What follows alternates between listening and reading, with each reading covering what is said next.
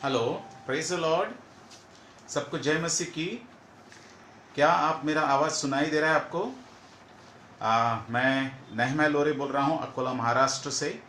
और आप सभी लोग खुशी से होंगे और सेफ होंगे। मैं उम्मीद करता हूँ कि आप सब लोग अच्छे होंगे, भले चंगे होंगे। और अगर आप मेरी आवाज़ को सुन रहे हैं, अभी आप ऑनलाइन हैं सब लोग, तो आप मुझे यस लिख के भेजिए ताकि कि मेरी आवाज़ आपको आ रही है। और चलिए, मेरी आवाज़ आपको आ रही है सबको? यस, यस आ रहा है बेटा? ओके, सो यस आ रहा है, इसका मतलब आप मेरी आवाज़ सुन रहे हैं। सो मैं परमेश्वर का धन्यवाद करता हूँ कि आज इस पेज पर, जियोन ग्रेस मिनिस्ट्रीज पेज पर मैं लाइव आ सका। और इसके लिए सिस्टर सीमा मसीह जी ने मुझे इनवाइट किया इस पेज पर बात करने के लिए और प्रभु के वचन को प्रचार करने के लिए। सो मैं परमेश्वर पिता का मैं धन्यवाद करता हूँ ये अपॉर्चुनिटी के लिए कि परमेश्वर की सेवा करना ये सबसे बड़ी सेवा है और धन्य सेवा है। और इस धन्य सेवा के लिए परमेश्वर ने अपने दास को इस पेज पर लेकर आया, इसलिए मैं परमेश्वर पिता का धन्यवाद करता हूँ। सिस्टर सीमा मसीह जी का और जियोन ग्रेस मिनिस्ट्रीज पेज का मैं धन्यवाद करता हूँ, उससे संबंधित सारे लोगों का मैं धन्यवाद करता हूँ। सो मेरे प्रियो, क्योंकि हम सब जानते हैं कि ये ऑनलाइन का जो भी सिस्टम है थोड़ा सा लिमिटेड है, तो फिजिकली और इसमें काफ़ी फ़र्क पड़ता है, तो हम डायरेक्टली हम वचन में जाएंगे, ये ऐसा मुझे लगता है। सो सारी बातों के लिए हम आपका धन्यवाद करते हैं फिर एक बार, और हम आज के वचन को शुरू करते हैं। और मैं उम्मीद करता हूं कि आज आप डेफिनेटली परमेश्वर के वचन के द्वारा ब्लेस होंगे। और मैं उम्मीद करता हूं कि आज आप कुछ नया प्राप्त करेंगे परमेश्वर के वचन से, क्योंकि परमेश्वर का एक ही वचन बार बार प्रचार किया जाता है, मगर उस वचन में परमेश्वर के एक वचन में इतना भेद है कि चाहे हम पूरी जिंदगी एक वचन पर बात करें तो भी वो कम पड़ेगा, एक वचन पूरा नहीं होगा। मेरे प्रियो, पूरी बाइबल पढ़ी हुई है लेकिन एक वचन पूरा नहीं होगा। मेरे प्रियो, आइए हम इस वचन से आज परमेश्वर हमसे क्या बात कर रहा है इसका हम देखेंगे। और प्रभु की आज महिमा हम देखेंगे अपने जीवन में, और परमेश्वर हमसे बातचीत जरूर करेगा आज के वचन से, मैं उम्मीद करता हूं। और मुझे क्षमा कीजिएगा, थोड़ा सा समय हो गया क्योंकि टेक्निकल थोड़ा सा इशू था, लेकिन अभी सॉल्व हो गया। सो हम परमेश्वर का धन्यवाद करते हैं। अभी हम एक पद को निकालेंगे और उस पद को पढ़ेंगे। और वो पद क्या होगा? वो पद आपने कई बार पढ़ा है और कई बार उसने काफी बार पढ़ा है और आप बहुत अच्छी तरह से परिचित है। आज विश्वास करता हूं कि इस तरीके से आपने नहीं सुना होगा। ये रेवलेशन परमेश्वर आज आप पर प्रकट करने जा रहे हैं। सो तैयार हो जाइए आपकी ब्लेसिंग्स के लिए, तैयार हो जाइए आपके उस रेवलेशन को प्राप्त करने के लिए जो परमेश्वर आपको देना चाह रहा है। आइए हम देखते हैं और हम निकालेंगे लूका रचित सुसमाचार उसका 15 अध्याय। लूका रचित सुसमाचार के 15वें अध्याय में हम देखेंगे। और लूका 15 में हम पूरे अध्याय को जब हम पढ़ते हैं तो वहां पर 3 दुष्टांत है। और 3 दुष्टांतों में हम देखते हैं कि 3 दुष्टांत है। दुष्टांत है खोई हुई भेड़ का, दूसरा दुष्टांत है खोए हुए सिक्के का दुष्टांत, और तीसरा दुष्टांत है उड़ाऊ पुत्र का दुष्टांत। तो मेरे प्रियो, हम ये तीनों दुष्टांत अच्छी तरह से जानते हैं, मगर आज हम खास बात करेंगे ये तीसरे दुष्टांत के ऊपर, और ये दुष्टांत होगा उड़ाऊ पुत्र का दुष्टांत। मेरे प्रियो, आपने कई बार पढ़ा होगा, इस बार आपने देखा है, लेकिन आज आप एक नए रेवलेशन को प्राप्त करेंगे। आइए हम इसमें डायरेक्ट जाते हैं। और हम यहां पर देखते हैं कि खोए हुए भेड़ के दुष्टांत में जब हम 15 अध्याय को हम स्टार्ट करते हैं और 15 अध्याय के पहले वचन को पढ़ते हैं, तो वहां पर क्या लिखा है?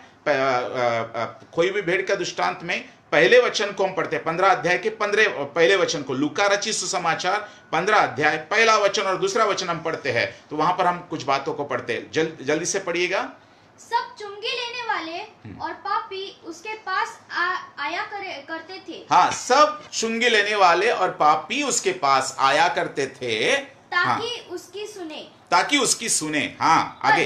फरीसी और शास्त्री और कुड़कुड़ाकर कहने लगे। और फरीसी और शास्त्री कुड़कुड़ाकर कहने लगे, यह तो पापियों से मिलता है। हाँ, यह तो पापियों से मिलता है और उनके साथ खाना भी खाता है।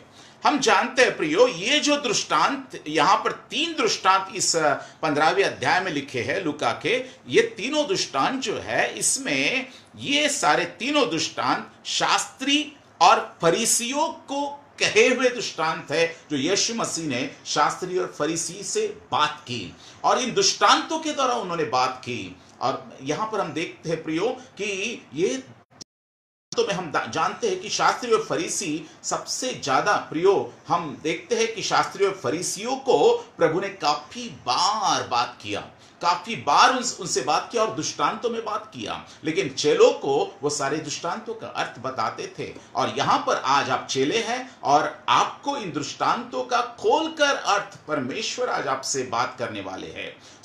शास्त्री और फरीसी, यहां पर ये जो उड़ाऊ पुत्र का दृष्टांत है मेरे प्रियो, यहां पर हम देखते हैं कि काफी बार हम देखते हैं कि ये शास्त्री और फरीसी जो थे, ये लोग जो थे, ये काफी रूढ़ी और परंपरावादी बन गए थे और ये काफी पाखंडी बन गए थे, क्योंकि इनको जो व्यवस्था दी थी वो शारीरिक कामों के आधार पर थी और व्यवस्था के काम करते करते, वो शारीरिक काम करते करते, विधियों को करते करते, वो महत्वपूर्ण और गंभीर बातों को जो परमेश्वर के वचन में है वो भूल गए थे। और वो महत्वपूर्ण और गंभीर बात जो भूल गए थे, उसमें से क्या गंभीर बात थी? प्रभु यीशु मसीह कहते हैं कि उन्होंने प्रभु यीशु मसीह ने शास्त्रियों फरीसियों से कहा कि मैं बलिदान से बढ़कर दया चाहता हूं। वो दया को चाहता था, लेकिन ये बलिदान और सैक्रिफाइसेस कर रहे थे और ये धार्मिकता दिखा रहे थे, लोगों को दिखावा कर रहे थे, पाखंड कर रहे थे। और ये सारी बातें यहां पर ये तीनों दृष्टांतों में शास्त्री और फरीसियों से बात कर रहे हैं। और शास्त्री और फरीसी इतने आदी हो चुके थे वो नियमों और इसमें कि वो भूल चुके थे कि हमें अंदर से पवित्र होने की जरूरत है, ना कि बाहरी दिखावा। लेकिन इन बातों को छोड़कर वे पूरी तरह से भूल गए थे कि उनको क्या करना चाहिए। यहां पर हम देखते हैं प्रियो कि प्रभु यीशु मसीह राजा के रूप में आने वाले थे और राजा के रूप में जब वो आने वाले थे तो हम जानते हैं कि ये यहूदी विश्वास करते थे कि यीशु मसीह राजा, मसीहा राजा होकर आएगा और हमको गुलामी से छुड़ाएगा। और वे राजा का इंतजार कर रहे थे, मसीहा का इंतजार कर रहे थे। लेकिन मसीहा राजा के रूप में आएगा, ये बात तो सही थी, लेकिन वो वचन में जो भेद छिपा हुआ था कि वो राजा, जो मसीहा राजा बनकर आएगा, वो राजा इस संसार का राजा नहीं होगा, परंतु वो स्वर्गीय राज्य को लेकर आएगा, वो स्वर्ग का राज्य हमारे बीच में लेकर आएगा। ये इस बात को भूल गए थे और वो विचार कर रहे थे शास्त्री फरीसी, और वे ये विचार कर रहे थे कि यीशु मसीह शारीरिक रूप से राजा बनेगा और इसी कारण वो मार खा गए, इसी कारण वो ठोकर खा गए, इसी कारण वो उस पत्थर पर वे टकरा गए और चूर चूर हो गए। प्रियो, मैं आपको बताना चाहता हूं, आज ये जो दृष्टांत है, यहां पर इन तीनों दृष्टांतों में एक बात जो है वो बिल्कुल सेम है और ये तीनों दृष्टांतों में आनंद करने की बात कही है। आप देखते हैं कि जब खोई हुई भेड़ मिल जाती है तो आनंद की बात होती है और खोया हुआ सिक्का मिल जाता है तो आनंद की बात होती है। और तीसरे दृष्टांत में, उड़ाऊ पुत्र के दृष्टांत में, जब उड़ाऊ पुत्र वापस आ जाता है तो आनंद होता है। ये बात हमें लिखी है, लेकिन हम अभी विस्तार से इस बातों को देखेंगे। सो प्रियो, यहां पर 11वें वचन में, 15 अध्याय के 11वें वचन में हम क्या देखते हैं? पढ़िएगा। फिर उसने कहा, हाँ, फिर उसने कहा, किसी मनुष्य के 2 पुत्र थे। किसी मनुष्य के 2 पुत्र थे। यहां पर पुत्रों की बात हो रही है, ध्यान दीजिएगा। यहां पर दासों या सेवकों की बात नहीं हो रही है प्रियो, और यहां पर बात हो रही है पुत्रों की। और प्रभु ने सबको पुत्र बोला। सारी मनुष्य जाति परमेश्वर के पुत्र है और यहां पर पुत्रों की बात हो रही है। और यहां पर दासों या सेवकों की बात नहीं हो रही है। सॉरी, थोड़ा सा टेक्निकल इश्यूज है। ओके, हाँ, यहां पर ओके, यहां पर सेवकों की बात नहीं हो रही है और यहां पर दासों की बात नहीं हो रही है, परंतु यहां पर जो बात हो रही है वो हो रही है पुत्र की। परमेश्वर के हम सब पुत्र है प्रियो, और पुत्र होने के कारण यहां पर पुत्रों की बात परमेश्वर कर रहे हैं। और यहां पर क्या बोल रहे हैं, इसमें से ये दो पुत्र है, यहां पर गुलाम नहीं है मेरे प्रियो। यहां पर सभी लोग जो है, यहां पर इस संसार में सभी लोग पुत्र है, लेकिन पाप के कारण वो परमेश्वर से दूर चले गए थे। ठीक है, हम आगे देखते हैं, आगे चलिए 12वें वचन में। उनमें से छोटे ने पिता से कहा, उनमें से छोटे ने पिता से कहा, हे पिता, हे पिता, संपत्ति में से जो भाग मेरा है, संपत्ति में से जो भाग मेरा है वह मुझे दे दीजिए। हाँ, वह मुझे दे दीजिए। यहां पर हम देखते हैं बेटा है, एक छोटा बेटा है, और छोटा बेटा जो है अपने बाप अपने पिता से वो संपत्ति में जो उसका अधिकार है वो उसे मांगता है। और संपत्ति का अधिकार जब उसे मांगता है तो यहां पर हम देखते हैं कि वो क्यों मांगता है, क्योंकि वो इंडिपेंडेंट होना चाहता है। वो यहां पर हम देखते हैं कि छोटा इंडिपेंडेंट होना चाहता है, वो अपना हिस्सा मांगता है और हिस्सा मांग कर जाता है। मेरे प्रियो, यहां पर वो अपनी जिंदगी को अपनी तरीके से जीना चाहता है और अपनी तरीके से जीना चाहता है, और वो पिता को या अब्बा, जिसे हम हिब्रू में अब्बा कहा गया है और हम हिंदी में पिता कहते हैं, और अब्बा का मतलब हिब्रू में होता है, ओरिजिनल हिब्रू में अब्बा का अर्थ होता है सोर्स।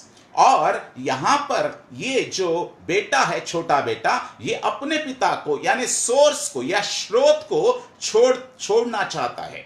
ये सोर्स को नहीं पकड़े रहना चाहता, मगर सोर्स को या पिता को छोड़ना चाहता है। जो सोर्स है, जो स्रोत है, सारी बातों को मिलने का स्रोत, उसे छोड़ना चाहता है और इंडिपेंडेंट होना चाहता है। और यहां पर हम देखते हैं कि इंडिपेंडेंट होना चाहता है और अपनी जिंदगी अपनी तरीके से जीना चाहता है, और यहां पर वो अपने ऊपर कोई नियम या कानून नहीं रखना चाहता जिससे कि वो अपनी मनमानी करे और अपनी तरीके से जिंदगी जिए। आज सारी मनुष्य जाति ऐसे ही मनमानी तरीके से अपने पिता परमेश्वर से,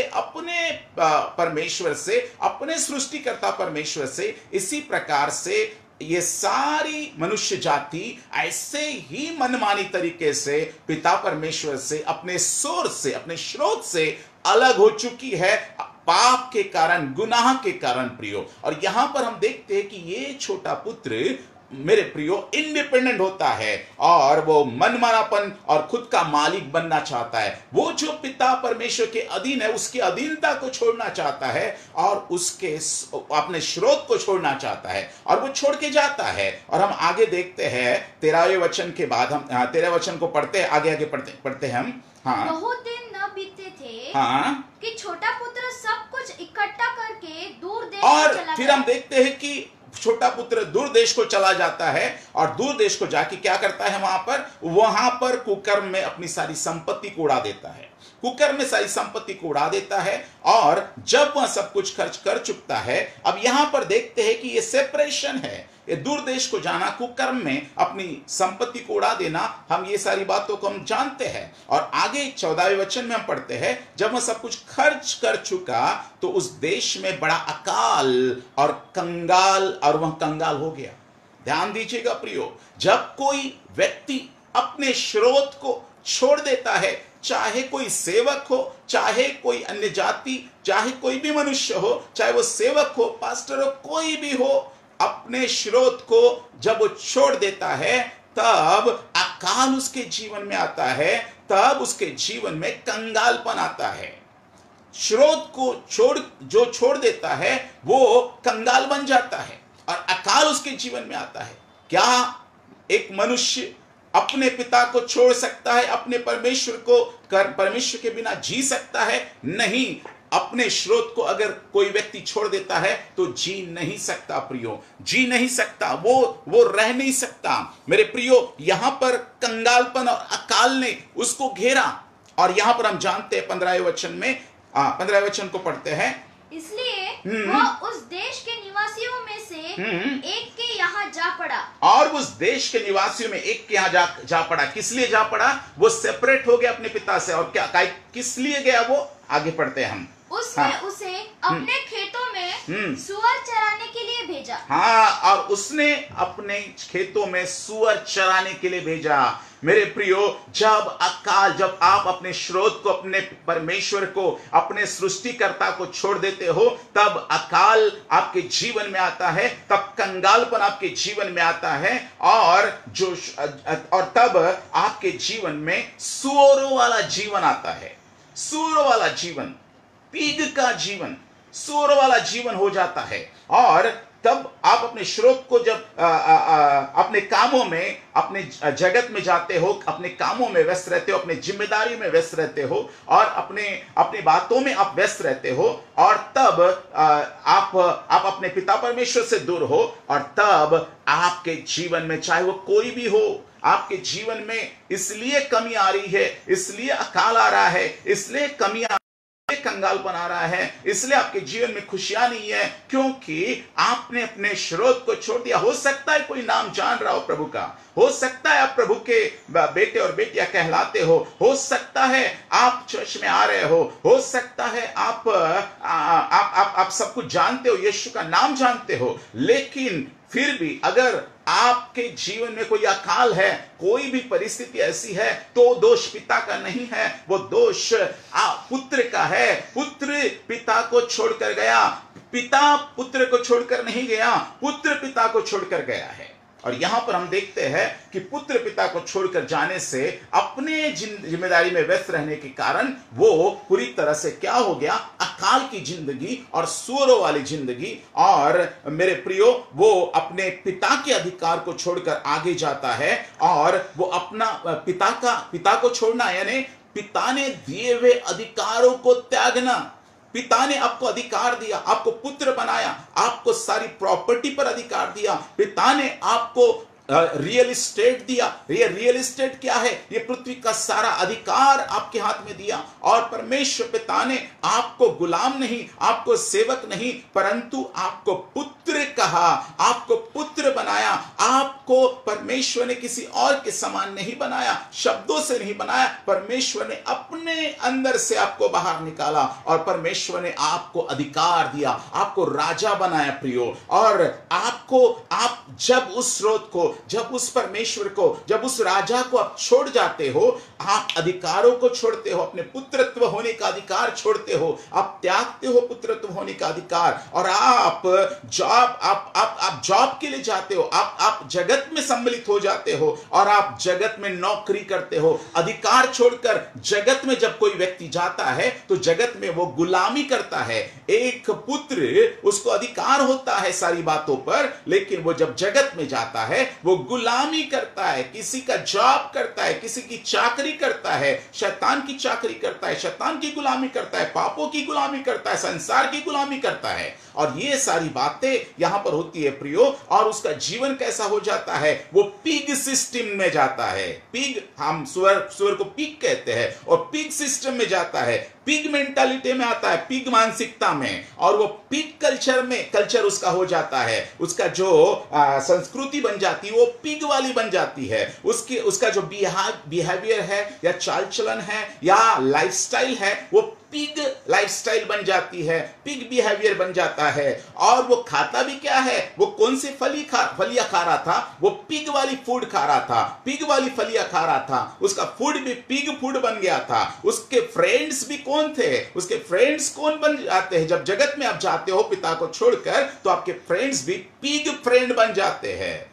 मेरे प्रियो, ये सारी ट्रेजेडी होती है जब आप एक स्रोत को छोड़ जाते हो, और यहां पर आपका स्वभाव, आपका कैरेक्टर भी पिग कैरेक्टर बन जाता है, और आपका एटीट्यूड भी पिग एटीट्यूड बन जाता है, और ये सब आपका बदल जाता है एक पीक के रूप में, एक सुअर के रूप में, सुअर जैसे कल्चर में आप चले जाते हो प्रियो। पिता परमेश्वर का राज्य, परमेश्वर पिता ने मनुष्य जाति को राज्य दिया। ये जो बात है ये राज्य से संबंधित है, ये जो बात है राजा से संबंधित है, और ये जो दृष्टांत है ये राजा के बच्चों से संबंधित है। ये जो दृष्टांत है राजा के खोए हुए बच्चों से संबंधित है। ये जो दृष्टांत है ओ मेरे प्रियो, ये दृष्टांत पूरी तरह से राजघराने से संबंधित है। आप एक राजघराने से हो प्रियो, मेरे प्रियो। परमेश्वर पिता यहां पर बोल रहा है, परमेश्वर पिता बोल रहा है कि इसने सब कुछ छोड़ के गया, लेकिन जब वो अपने आपे में आया तो उसने क्या कहा? 17वें वचन को पढ़ेंगे। जब वह अपने आपे में आया, जब वो अपने आपे में आया तब कहने लगा, मेरे पिता के कितने ही मजदूरों को भोजन से अधिक रोटी मिलती मेरे है। पिता के यहाँ मजदूरों को ध्यान दीजिएगा, यहाँ पे क्या बोल रहा है वो? मजदूरों को भोजन से अधिक रोटी मिलती है। हालेलुया मेरे प्रियो, मेरे पिता के घर में भरपूरी है, मेरे पिता के घर में एबंडेंस है, मेरे पिता के घर में किसी बात की कमी नहीं, मेरे पिता के घर में अकाल नहीं, मेरे पिता के घर में कंगालपन नहीं, मेरे पिता के घर में बीमारी नहीं, मेरे पिता के घर में किसी भी प्रकार से अशांति नहीं, मेरे पिता के घर में, मेरे पिता के राज्य में किसी भी प्रकार से, उसके दरबार में जब मैं उसके राज्य में आ जाता हूं, स्वर्ग के राज्य में, किसी भी प्रकार से कोई भी तकलीफ नहीं। सब कुछ पिता परमेश्वर के चरणों में मेरे प्रियो, वो कहता है कि आनंद की भरपूरी है।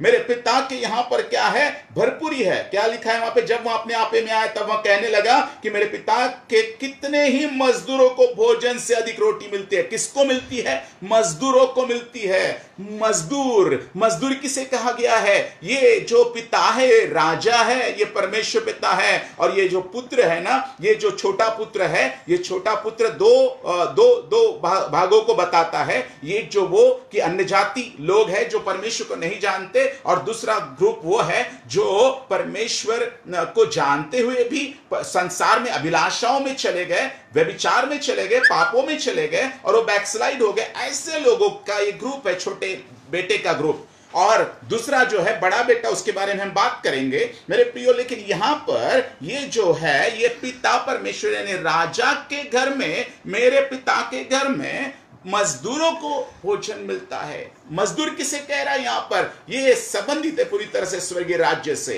ये मजदूर कौन है? ये मजदूर स्वर्गदूत है। वहां पर स्वर्गदूतों को भोजन से अधिक रोटी मिलती है। परमेश्वर ने कहा मन्ना मिलता है, भोजन से अधिक रोटी परमेश्वर के राज्य में मेरे मजदूरों को मिलती है। हालेलुया, मेरे पिता के मजदूरों को मिलती है। हालेलुया। ओ स्वर्गदूत हमारे सेवक है जो उद्धार करने वालों के लिए सेवा का काम करते हैं। हालेलुया। और यहां पर मेरे पिता के घर में भरपूरी है। और हम भजन संहिता उसके 16वें अध्याय के 11वें वचन में पढ़ते हैं कि उसके निकट आनंद की भरपूरी है और उसके दाहिने हाथ में सुख सर्वदा बना रहता है। मेरे प्रियो, प्रभु के उपस्थिति में जब कोई आता है, जब कोई रहता है और पिता की उपस्थिति, पिता की हुजूरी, पिता के करीब हो रहता है, उसके निकट आनंद की भरपूरी होती है और सुख से वो परिपूर्ण रहता है। सुखी होता है वो इंसान जो पिता परमेश्वर के चरणों में रहता है, जो पिता परमेश्वर को कभी नहीं छोड़ता। लेकिन ये आपे में आता है और वो फिर रियलाइज करता है कि मेरे पिता के घर में मजदूरों को भोजन से अधिक रोटी मिलती है, और वो फिर मन बनाता है कि मैं पिता के पास जाऊंगा और मैं पिता से कहूंगा, पिता मैंने स्वर्ग के विरोध में और आपके विरोध में पाप किया है, सो मुझे अभी बेटे के रूप में नहीं लेकिन मजदूरों के समान रख ले। और वो मन बनाता है और वापस जाता है। और हम आगे देखते हैं, हम इस कहानी में एक महत्वपूर्ण बात को हम देखने जा रहे हैं आने वाले वचनों में, और उन बातों को आप समझेंगे। हम 20वें वचन को हम पढ़ते हैं। हाँ, तब वह उठकर अपने पिता के पास चला, और अपने पिता के पास चला।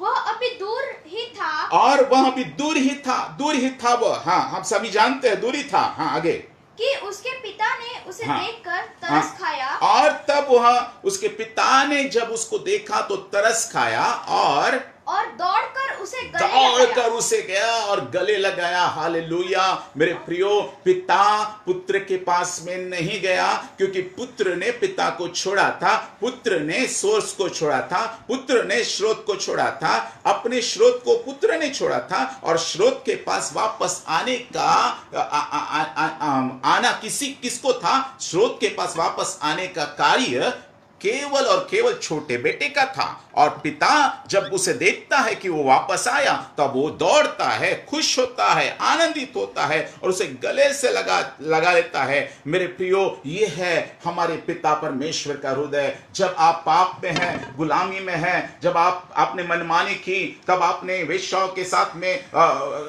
गलत काम किए, तब आपने गलत फ्रेंड सर्कल में अपना सब कुछ, अपना अनॉइंटिंग खो दिया, अपना सब कुछ खो दिया, अपने गिफ्ट्स टैलेंट्स को आप खो दिए। लेकिन फिर भी जब आप वापस आते हो, तब परमेश्वर आपको गले से लगाता है। प्रियो, आप वापस आइए, चाहे आप किसी भी गुनाह में हो, लेकिन आप वापस आइए, अपने स्रोत को मत छोड़िए। हो सकता है आप कलीसिया में आ रहे हो सकता है बाइबल पढ़ रहे हो, लेकिन फिर भी आप अलग हो सकते हो, क्योंकि आपका ध्यान, आपका मन किसी और बातों की ओर है। भले ही आप चर्च में आ रहे हो, लेकिन परमेश्वर यहां पर बोल रहे हैं, मेरे बेटे लौटा, क्योंकि मैं तुझे भरपूरी देना चाहता हूं, मैं तुझे अपना सब अधिकार देना चाहता हूं, और उस अधिकारों से उस अधिकार से तू मेरी महिमा कर पाएगा। यहां पर हम आगे देखते हैं प्रियो कि 21वें वचन में पुत्र ने उससे कहा, पिताजी, हाँ, मैंने स्वर्ग के विरोध में और तेरी दृष्टि में पाप किया है। हाँ, और अब इस योग्य नहीं, और मैं इस योग्य नहीं रहा कि मैं तेरा पुत्र कहलाऊं। मैं इस योग्य नहीं रहा पिता कि मैं तेरा पुत्र कहलाऊं। तब आगे हम पढ़ते हैं, परंतु पिता ने अपने दासों से कहा, हालेलुया। तब पिता ने अपने दासों से कहा, क्या कहा दासों से? आगे ये इंपॉर्टेंट वचन है, आगे पढ़िए। झट अच्छे से अच्छा वस्त्र निकालकर उसे पहनाओ। अच्छे से अच्छा वस्त्र निकालकर उसे पहनाओ। हालेलुया। झट अच्छे से अच्छा वस्त्र पहनाओ। पहली बात, वस्त्र पहनाने की बात यहां पर पिता कर रहा है अपने बेटे को, जो खो गया था उससे। जब वापस आता है, पश्चातापी हृदय से पश्चाताप करता है, पिता के चरणों में गिरता है, पिता उसे अपना लेता है। पिता बोलता है, नहीं, मैं तू मेरा बेटा है, तू मेरा दास नहीं, तू मेरा सेवक नहीं, तू इस घर का वारिस है। ये वारिसपन का अधिकार मैं तुझे देता हूं, और वारिसपन का अधिकार तुझसे कोई छीन नहीं सकता। लेकिन शर्त यह है कि तू वापस आएगा, तो ये सारा जो प्रिविलेज है, ये सब कुछ जो अधिकार है, ये सब कुछ जो मेरे स्वर्ग के राज्य की चीजें हैं, मैं तुझे वापस देना चाहता हूं। और तब पिता अपने दासों से उस छोटे बेटे के लिए कहता है, इसे वस्त्र पहनाओ। और वस्त्र किस बात को दर्शाते प्रियो? ये वस्त्र है धार्मिकता के वस्त्र। हालेलुया। वस्त्र हमको बाइबल में बताता है कि वह हमें दूल्हे के समान सजाता है। यशायाह के किताब में 61वें अध्याय के 10वें वचन में, कि वो दूल्हे के समान हमको धार्मिकता के वस्त्र से सजाता है। हालेलुया। और धार्मिकता के वस्त्र वो देता है। हम पिता परमेश्वर हमसे कोई अपेक्षा नहीं करता कि हम किसी काम करने के द्वारा हम धार्मिकता प्राप्त करेंगे। नहीं, आपकी धार्मिकता कोई, जब आप काम करेंगे तभी आप प्राप्त करेंगे, ऐसा नहीं है। आपको कोई काम करने की जरूरत नहीं धार्मिकता प्राप्त करने के लिए, क्योंकि हम सब ने पाप किया था और परमेश्वर की महिमा से दूर हो गए थे, और हम सब अधर्मी बन गए थे। लेकिन प्रभु यीशु मसीह है, उसका पुत्र है, वो हमारे यहां पर आया और उसने अपना लहू बहाकर अपनी धार्मिकता उसने हमें दी, उसकी पवित्रता हमें दी। वो बलिदान हुआ, यीशु मसीह बलिदान हुआ, और उसके बलिदान हो जाने से, उसकी धार्मिकता हमें देने से हम उसके धार्मिकता को हम प्राप्त करते हैं, और यीशु मसीह हमारी धार्मिकता बन जाता है। प्रियो, यहाँ पर यीशु मसीह धार्मिकता के वस्त्र हमें देता है, और प्रभु यीशु मसीह रोमियो की पत्री में ऐसा यहाँ वहां पे लिखा है कि यीशु मसीह को पहन लो। यीशु मसीह हमारा वस्त्र है, यीशु मसीह को हमें पहनना है, उसका नेचर, उसका स्वभाव में पहनना है और हमें आगे बढ़ना है। और एक व्यक्ति के बारे में हम पढ़ते हैं कि वो भोज के घर में जाता है, और भोज के घर में मत्ती 22 अध्याय में 11 से 13 वचन तक पढ़ने की जरूरत नहीं। वहां पर आपने पढ़ा है कि जब वो राजा जो है वो भोज वहां पर तैयार करता है, और वो बोलता है कि एक व्यक्ति वहां पर विवाह के वस्त्र के बिना वो वहां पर पहुंचता है। तब विवाह के वस्त्र पहने हुए, बगैर विवाह के वस्त्र पहने हुए से वो राजा पूछता है कि क्यों तू बगैर वस्त्र पहने आया, तो वो चुप हो गया। तब उसने अपने दासों को आज्ञा दी कि बगैर विवाह के वस्त्र पहने हुए यहां पर कैसे आया, इसको अंधेरे कुंडों में डाल दो। आपके वस्त्र कौन से हैं? आपके वस्त्र ये वाले कपड़े नहीं जो मैंने पहने हैं। आपके वस्त्र और मेरे वस्त्र आत्मिक वस्त्र है, और वो है यीशु मसीह की पवित्रता, यीशु मसीह की धार्मिकता। ये मेरा वस्त्र है, उसका स्वभाव, उसका नेचर आपको पहनना है। हालेलुया। आगे हम पढ़ते हैं, उसको कपड़े दो, उसको वस्त्र दो। हालेलुया। दूसरी बात, ये रॉयल्टी, ये जो राज परिवार का सदस्य है, ये राज परिवार का सदस्य, ये जो मेरा छोटा बेटा है वापस आया है, रॉयल्टी वापस आई है, घर में आई है, और ये राज परिवार का सदस्य जो वापस आया है, इसको दूसरी बात, वस्त्र के बाद वो क्या दो बोल रहा है पिता आगे? और उसके हाथ में अंगूठी और पांवों में जूतियां पहनाओ। हाँ, अंगूठी दो और पांव में जूतियां पहनाओ। सुनिए, पहले वस्त्र, बाद में अंगूठी। ये यहूदी कल्चर में अब्राहम से लेकर यीशु मसीह तक एक कल्चर था, और वहां पर जितने भी बच्चे पैदा होते थे, छोटे बड़े होने के बाद में उनको अंगूठी पहनाई जाती थी। और वो अंगूठी जो थी, वो अंगूठी जैसे जैसा बच्चा बढ़ता था, वो अंगूठी बड़ी की जाती थी, और वो अंगूठी हमेशा तक उसके हाथों में रहती थी। अंगूठी बहुत इंपॉर्टेंट चीज थी, क्योंकि अंगूठी दर्शाती थी, वो क्या दर्शाती थी? उसका अधिकार। पहली बात, अंगूठी दर्शाती थी अधिकार, उसकी अथॉरिटी को दर्शाती थी। पहली बात, इसका मतलब अगर वो उस परिवार का सदस्य है, तो उस परिवार का अधिकार उसके पास में है, उस परिवार का वो सदस्य होने का अधिकार उसके पास में है। इसका मतलब ये होता था, वो अंगूठी अधिकार को दर्शाती थी। दूसरी बात, अंगूठी नाम को दर्शाती थी, उसका नाम, उसके परिवार का नाम उस अंगूठी पर छपा होता था, लिखा होता था। तीसरी बात, उस अंगूठी को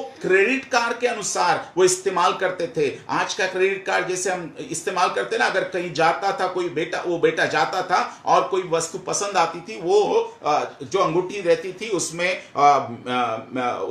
वैक्स में या वैक्स में वो क्या करता था, उसको स्टैम्प बनाता था, उसको डुबोता था और वैक्स उसमें लगाता था। और वो जो अंगूठी थी उसके पिता से फिर वो व्यक्ति, वो दुकान वाला, वो उसको बताता था कि आपके बेटे ने ये चीज ली है, आपका पैसे ट्रांसफर करो, और पैसा दास लेकर उसके पास में जाता था। इस प्रकार से अंगूठी रिप्रेजेंट करती थी अधिकार को, अंगूठी नाम को रिप्रेजेंट करती थी। अंगूठी मेरे प्रियो क्रेडिट कार्ड के समान इस्तेमाल होता था। अंगूठी बड़ी चीज थी, अधिकार था उस अंगूठी में। ये अंगूठी दर्शाती थी। जूते पहनाओ। हालेलुया। आप जूतों के बारे में एक एक करके मैं आपको बताऊंगा तो समय निकल जाएगा। तो जूते पहनाओ, और पला हुआ बछड़ा क्या करो, काटा जाए। पला हुआ बछड़ा क्यों काटा जाए? ये यहां पर पला हुआ बछड़ा यहां पर लिखा हुआ है। तो पला हुआ बछड़ा जो था, वहां पर भेड़ और बकरी रहा करती थी, भेड़ और बकरी पाला करते थे, लेकिन वहां पर एक स्पेशल पला हुआ बछड़ा वो पाला करते थे, और उसे स्पेशल फूड दिया करते थे, स्पेशल केयर लिया करते थे, ताकि जब कोई गेस्ट आए, बहुत ही ज्यादा राजकीय परिवार से कोई आए, या कोई बहुत ही इंपॉर्टेंट व्यक्ति आए, तो वो ही पला हुआ बछड़ा काटा जाए, उसको स्पेशल ट्रीटमेंट दी जाती थी। और ऐसा वो पला हुआ बछड़ा यहां पर पिता काटने के लिए बोलता है। मेरे प्रिय भाई बहन, तू बहुत प्रिय है, तू परमेश्वर के लिए बहुत कीमती है, और तुझे परमेश्वर वापिस ये सारा अधिकार करना चाहता है। वापिस वो अधिकार और आपकी अंगूठी, आपके जूते, आपके लिए पार्टी, वो सब कुछ देना चाहता है। लेकिन तू अगर अपने स्रोत से कटा हुआ है, तो परमेश्वर तुझसे ये बात कर रहा है कि मेरे बेटे, मेरी बेटी, क्योंकि परमेश्वर तुझसे बहुत प्यार करता है और परमेश्वर ये बोलता है कि तू मेरा बेटा है। हालेलुया। और यहां पर हम देखते हैं कि यहां पर ये सारी बातें होती है और वो सब ये आनंद करते हैं। और वहां पर क्या करते थे वो, क्योंकि मेरा यह पुत्र मर गया था, फिर जी गया है, खो गया था, अब फिर मिल गया है, और वे आनंद करने लगे। हालेलुया। वे आनंद करने लगे। मेरे प्रियो, मैं आपको बताना चाहता हूं, पकड़े रहिए, मैं आपको बताना चाहता हूं, यहां पर मैं आपको एक बात और बताना चाहता हूं। यह हो गया उड़ाऊ पुत्र के बारे में, लेकिन हम इस अध्याय को उड़ाऊ पुत्र पर ज्यादा जोर देते हैं। लेकिन मैं आपको बताना चाहता हूं, यह जो उड़ाऊ पुत्र का अध्याय है ना, यहां पर ये जो बड़ा बेटा है ना, इसके बारे में ये वचन, ये जो बड़ा बेटा है ना, ये इसके ऊपर परमेश्वर फोकस करना चाह रहा है। उड़ाऊ पुत्र तो ठीक बात है, वो वापस आ गया, लेकिन ये बड़ा बेटा है ना, ये बड़ा बेटा बहुत इंपॉर्टेंट है। क्योंकि शास्त्री और फरीसी जो ये यहां पर 15वें अध्याय के पहले वचन में शास्त्री और फरीसियों से बात कर रहा है ना प्रभु, तो ये किसके बारे में बात कर रहा है? बड़े बेटे को दर्शाकर बात कर रहा है कि तुम जो ये पापी और ये जो लेवी लोग जो आ रहे हैं, टैक्स कलेक्टर मेरे पास में आ रहे हैं, पापी और टैक्स कलेक्टर के साथ मैं उठता बैठता हूं, खाता पीता हूं, तो तुम्हें इतना ऐतराज है। ये जो लोग हैं, इनके लिए मैं वैद्य भले चंगों के लिए नहीं, परंतु मैं बीमारों के लिए आया हूं, मैं पापियों को बचाने के लिए आया हूं, प्रभु यीशु मसीह बता रहे हैं। और ये जो बड़ा बेटा है ना, ये रोल ये शास्त्री और फरीसी निभाना चाहिए था, बड़ा बेटा। और ये बड़ा बेटा कैसा है? ये बड़ा बेटा कैसा है? बिल्कुल शास्त्री और फरीसियों के समान है। बड़ा बेटे का रोल बहुत इंपॉर्टेंट था यहां पर, लेकिन बड़ा बेटा, इसकी प्रतिक्रिया, उसका एटीट्यूड देखिएगा किस प्रकार से होता है। आगे हम पढ़ते हैं 25 वचन में। परंतु उसका जेठा पुत्र खेत में था। हाँ। जब वह आते हुए घर के निकट पहुंचा, तो उसने गाने बजने और नाचने का शब्द सुना। अतः उसने एक दास को बुलाकर पूछा, यह क्यों हो रहा है? हाँ। और फिर जब वो खेत में काम कर रहा होता है, वो काम करने वाला था, वो काम कर रहा था खेत में, वो मेहनत कर रहा था, लेकिन फिर भी मेहनत कर रहा था, ठीक है, वो बाप के घर में था। और वो जब वो आता है, तब उसको गाने बजाने का शब्द सुनाई देता है। और गाने बजाने के शब्द सुनाई देने के वक्त में वो अपने दास को बुलाकर पूछता है कि यहां पर क्या चल रहा है, किस बात का ये नाच गाना हो रहा है। और वो फिर यहां पर क्या, वो 27वें वचन में उससे कहा, क्या कहा जाता है, यहां पर लिखा है, आइए हम ये देखते हैं। उसने उससे कहा, तेरा भाई आया है, तेरा छोटा भाई आया है।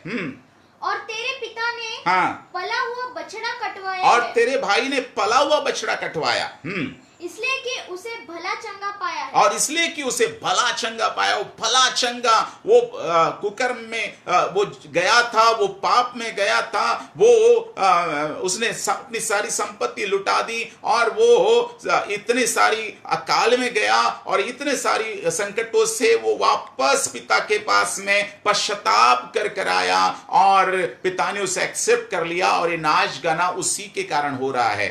और यहां पर हम देखते हैं कि यहां पर फिर उसका क्या प्रतिक्रिया होती है, यहां पर हम पढ़ते हैं।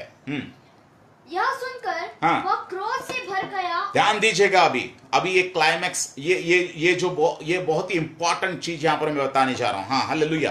यह सुनकर वह क्रोध से भर गया। यह सुनकर वह क्रोध से भर गया, और भीतर जाना न चाहा। परंतु उसका पिता बाहर आकर उसे मनाने लगा। और वहां उसका पिता बाहर आकर उसे मनाने लगा। हाँ, उसने पिता को उत्तर दिया। सुनिएगा, यहां पर वो क्रोध से भर गया। मेरे एक बेटा जो खोया हुआ है, वो जब वापस आता है, पाप में से वापस आना, इस बड़े भाई को, उसके बड़े भाई को आनंदित होना चाहिए था, लेकिन ये क्रोध से भर गया।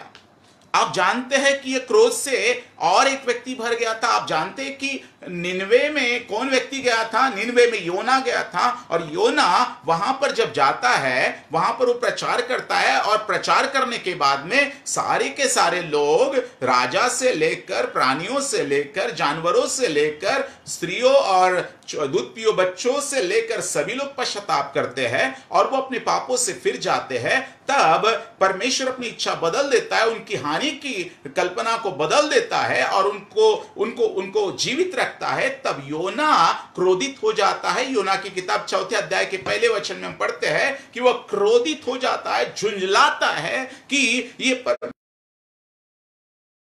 छोड़ दिया, इतने क्रूर लोग, और इतने क्रूर लोगों को कैसे छोड़ दिया परमेश्वर ने। और वो इस तरह से वो क्रोधित होता है, परमेश्वर पर क्रोधित होता है। और इस प्रकार से यहां पर ये बेटा भी क्रोधित हो रहा है प्रियो।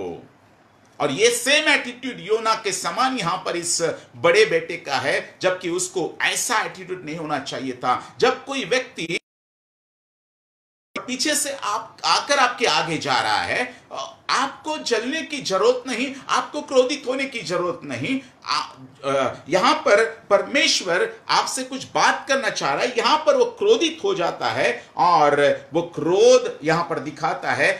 असली एटीट्यूड वो गलत स्पिरिट में था प्रियो, उसका बड़ा भाई गलत स्पिरिट में था। और ये आज के हमारे इस समय में कई लोग गलत एटीट्यूड से सेवा कर रहे हैं, कई लोग गलत एटीट्यूड से चल रहे हैं। गलत एटीट्यूड से कोई आपके आगे जा रहा है पीछे से आकर, तो बहुत सारे लोग उंगली उठाते हैं, बहुत सारे लोग गलत बातें करते हैं, बहुत सारे लोग नुक्ताचीनी करते हैं, क्रोधित होते हैं और वो बहुत सारी बातों को करते हैं जो हम देखते हैं।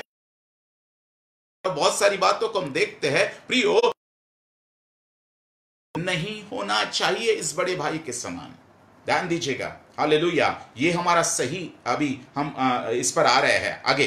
क्रोध से भर गया और भीतर नहीं गया, भीतर जाना नहीं चाहा, परंतु उसका पिता बाहर आकर उसे मनाने लगा। भीतर नहीं गया वो, ध्यान दीजिएगा, उसको अंदर जाना चाहिए था, प्रभु की उपस्थिति में जाना था, उसके पिता की उपस्थिति में जाना था। पिता की उपस्थिति में आनंद की भरपूरी है, शांति पिता के पास में है। अंदर जब जाओगे, परमेश्वर की उपस्थिति में जाओगे, तब आपको आनंद मिलेगा, तब आप दूसरों को क्षमा कर पाएंगे, तब दूसरों से प्रेम कर पाएंगे। लेकिन भले ही आप चर्च में जाते हैं, भले ही आप बाइबल पढ़ते हैं, लेकिन फिर भी आपके जीवन में क्षमा नहीं है, प्यार नहीं है, आपको दूसरों को देखकर आपको कमियां में आपको ऐसा एटीट्यूड आता है, आपको क्रोध आता है, आपको जलन होती है। अगर ऐसा एटीट्यूड हमारा है तो हम स्वर्ग के राज्य के खिलाफ करने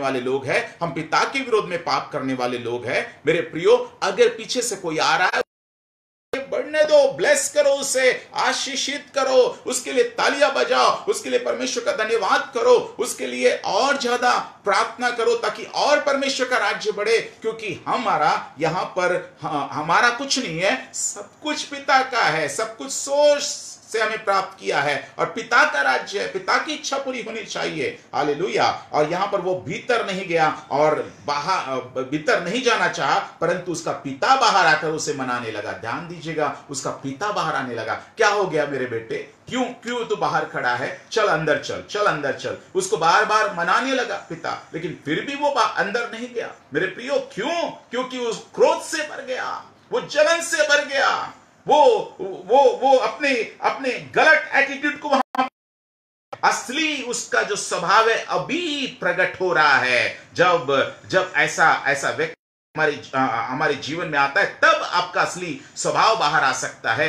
असली स्वभाव दिखाई नहीं देता। इस व्यक्ति ने, ये छोटे भाई ने, ये जो उड़ाऊ पुत्र था, इसने बाहर पाप उसने प्रकट में किया, वो शारीरिक रूप से दिखाई दिया पाप, उसने वेश्याओं के साथ में और कुकर्म किया, ये सब बातें दिखाई दी, लेकिन वो पश्चातापी होकर वापस आया। लेकिन ये भाई क्रोधित हो रहा है और ये अंदर से इतना वो गिरा हुआ है, अंदर से उसका मन इतना खराब है, उसका एटीट्यूड, उसका स्वभाव इतना खराब है, ये अभी प्रकट हो रहा है।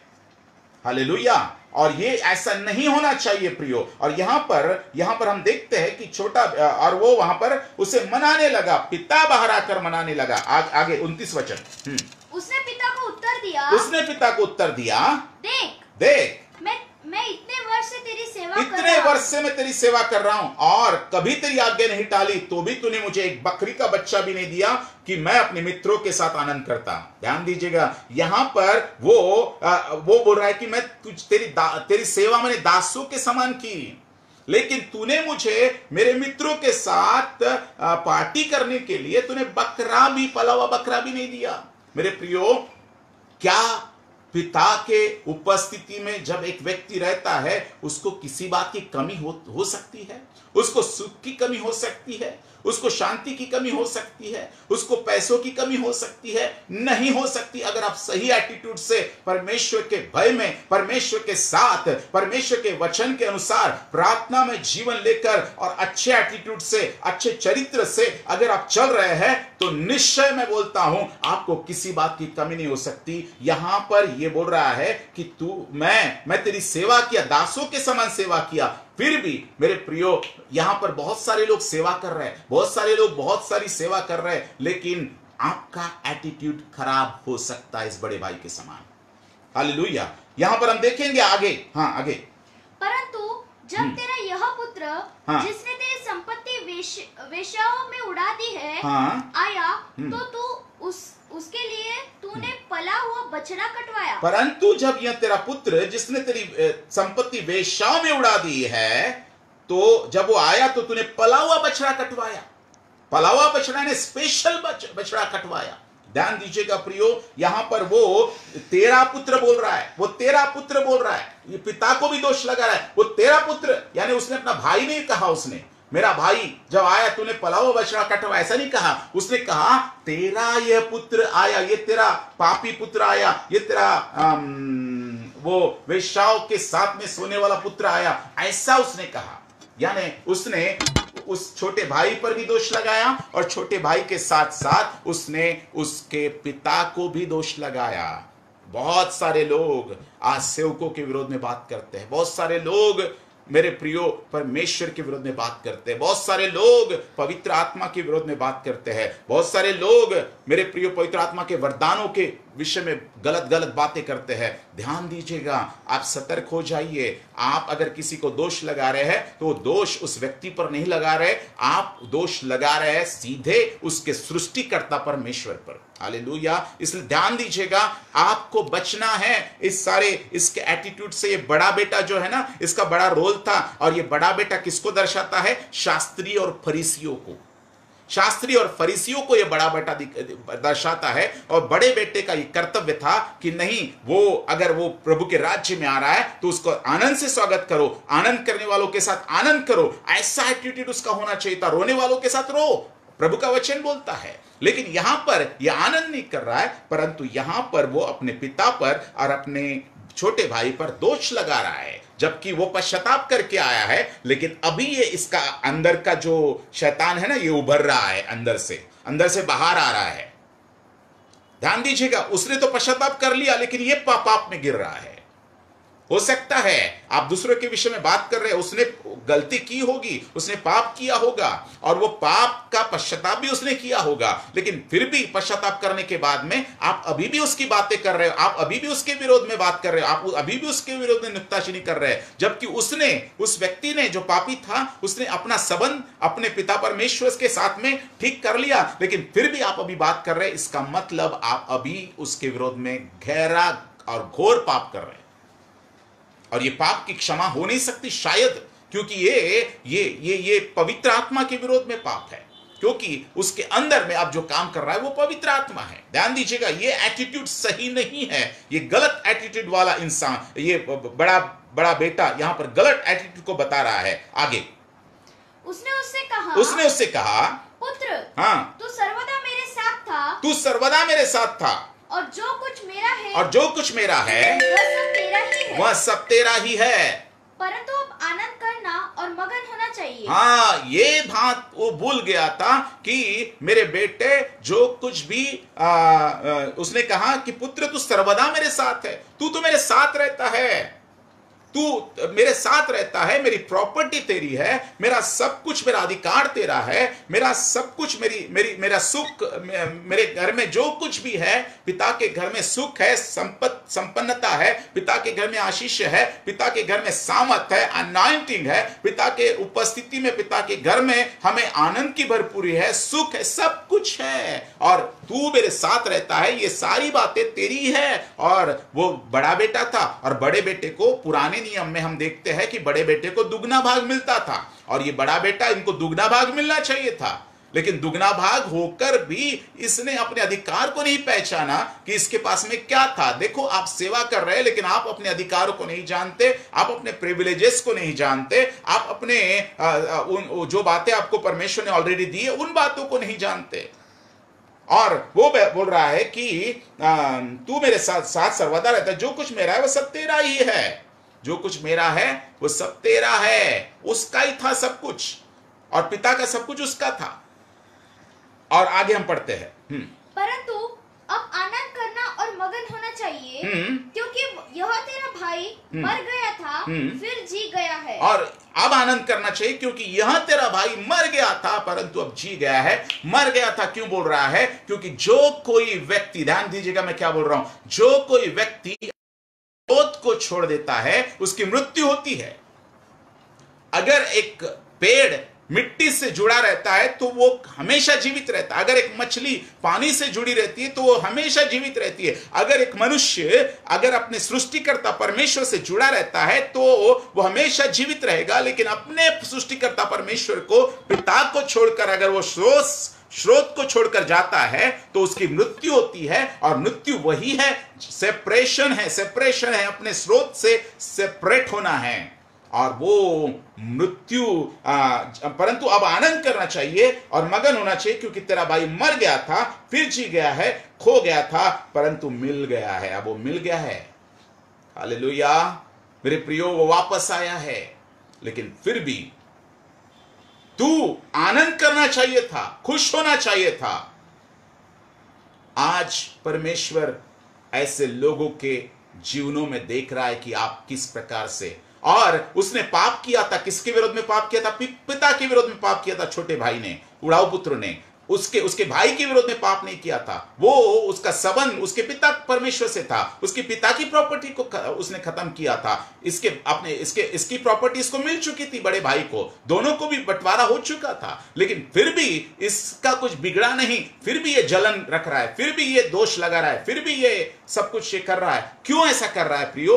क्योंकि ये एटीट्यूड, ये गलत एटीट्यूड है। आज बहुत सारे लोगों का ये एटीट्यूड है। और उड़ाऊ पुत्र मेरे प्रियो ऐसा बहुत सारी बातें हैं इसमें हम बता सकते हैं, लेकिन हमारे पास में समय की कमी है। 8 बज चुके हैं, अभी 1 घंटा हो चुका, और मैं ये बताना चाहता हूं प्रियो, क्या हमारा ऐसा एटीट्यूड है जो बड़े बेटे का था?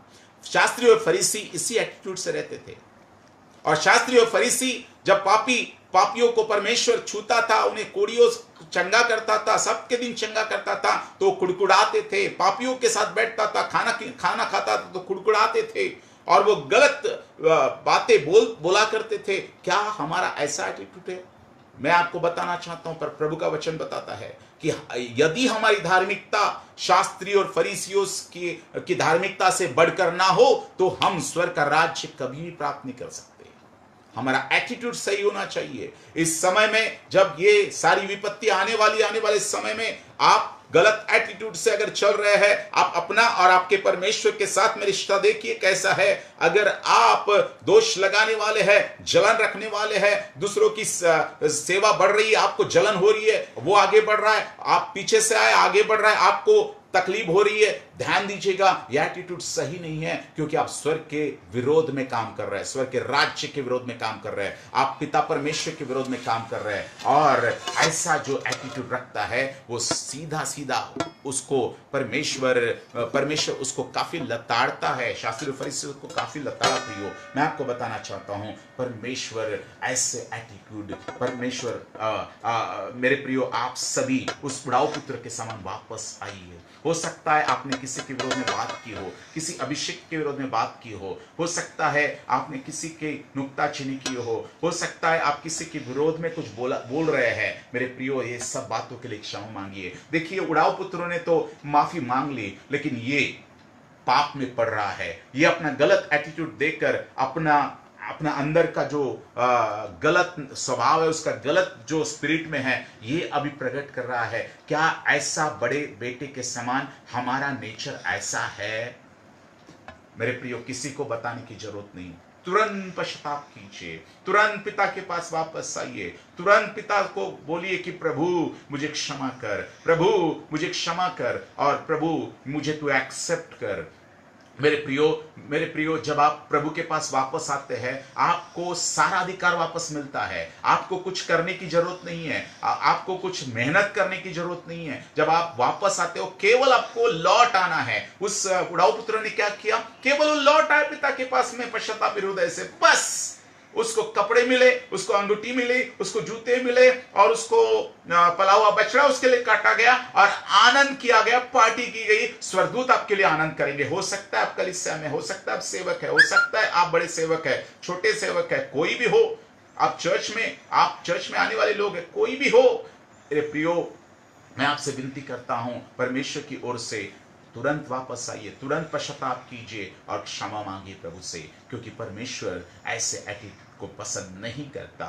मेरे प्रियो, परमेश्वर के स्वभाव के अनुसार बनिए, परमेश्वर के जैसे सिद्ध बनिए, यीशु मसीह के स्वभाव को धारण कीजिए। मेरे प्रियो, जो परमेश्वर के साथ में है, परमेश्वर के विरोध में नहीं है, उसको बढ़ने दीजिए। परमेश्वर के सेवा को बढ़ने दीजिए। चाहे किसी के भी द्वारा बढ़ रही है, परमेश्वर की सेवा बढ़नी चाहिए, परमेश्वर का राज्य बढ़ना चाहिए, परमेश्वर के लोग बढ़ने चाहिए, क्योंकि बहुत काम बाकी है, बहुत सारे लोग प्रभु में आना बाकी है। मेरे प्रियो, आइए हम परमेश्वर से क्षमा मांगे, आइए हम प्रार्थना करें। हम छोटी सी प्रार्थना करेंगे और बंद करते हैं। आप सभी अपनी इस वक्त जो मेरी बात को सुन रहे हैं, आप परमेश्वर की आवाज को सुन रहे हैं, इस वक्त आप सभी अपने आंखों को बंद करें और आप प्रभु से प्रार्थना करें। मैं आपके लिए प्रार्थना करना चाहता हूं। हे सर्वशक्तिमान परमेश्वर पिता, प्रभु मैं आपका धन्यवाद करता हूं प्रभु इस सुंदर वचन के लिए। प्रभु जी, आज हमने प्रभु जी आपके वचन को सुना। प्रभु, हमने छोटे उस भाई को या उस दृष्टांत में देखा प्रभु जी, दोनों भी भाइयों के एटीट्यूड के देखा परमेश्वर, और शास्त्रियों फरीसियों के स्वभाव को भी हमने देखा, उस एटीट्यूड को हमने देखा। पवित्र प्रभु, हमें क्षमा कीजिए प्रभु। आज जो वचन हमने सुना है परमेश्वर, उस वचन के अनुसार प्रभु जी, प्यारे परमेश्वर, हम प्यारे प्रभु जी बड़े भाई के एटीट्यूड को छोड़कर दुष्ट उड़ाऊ पुत्र के एटीट्यूड को धारण करे, जो वापस आया अपने पिता के पास में, उसने क्षमा मांगा और फिर एक बार नए सिरे से परमेश्वर की अपने पिता परमेश्वर की इच्छा के अनुसार करने लगा, पिता परमेश्वर के वचन के अनुसार करने लगा, पिता परमेश्वर की अधीनता में चलने लगा। और प्रभु जी, प्रभु हमें ऐसा ही बनाइए प्रभु जी। फिर एक बार प्रभु जी, सारा शास्त्रीय फरीसियों का पाखंडी स्वभाव और प्यारे प्रभु जी दिखावट वाला स्वभाव दूर कीजिए प्रभु जी। और प्यारे परमेश्वर पिता प्रभु, हर एक को ब्लेस कीजिए, ताकि परमेश्वर हर एक व्यक्ति प्रभु आशीष पाए। प्रभु मैं प्रार्थना करता हूं प्रभु, तेरी महिमा हो पिता परमेश्वर। मैं आपका धन्यवाद करता हूं पिता परमेश्वर। जितने भी लोग आज क्षमा मांग रहे हैं प्रभु, जितने भी लोग पश्चाताप कर रहे हैं प्रभु, उन सबको तू आशीष दे, उन सबको तू आशीष दे, उन सबके जीवन में तू एक नई ताजगी को, नया कार्य कर प्रभु। पवित्र आत्मा आपकी उपस्थिति उनके जीवन में आए प्रभु, और आपकी उपस्थिति से वो भर जाए प्रभु। वो सब प्यारे प्रभु जी क्रोध और प्यारे परमेश्वर, वो सब प्यारे परमेश्वर अशांति उनके जीवन से दूर हो इसी घड़ी। यीशु के नाम से मैं प्रार्थना करता हूं पिता परमेश्वर। धन्यवाद प्रभु जी, आपने हमारी प्रार्थना को सुना। धन्यवाद, हमने आपने अपने वचनों से हमसे बात किया प्रभु। आपका धन्यवाद, सारी महिमा आपको देता हूं, यीशु मसीह के नाम से मांगता हूं, आमीन आमीन। God bless you all. फिर एक बार परमेश्वर आप सबको ब्लेस करे, आपको सुरक्षित रखे, और परमेश्वर आपको उसकी सेवकाई में बढ़ाए, और आप छोटे बड़े भाई के एटीट्यूड को ना धारण करें, लेकिन उड़ाऊ पुत्र जो वापस आया उसके एटीट्यूड को फिर एक बार ले लीजिए। प्रभु आपको आशीष दे।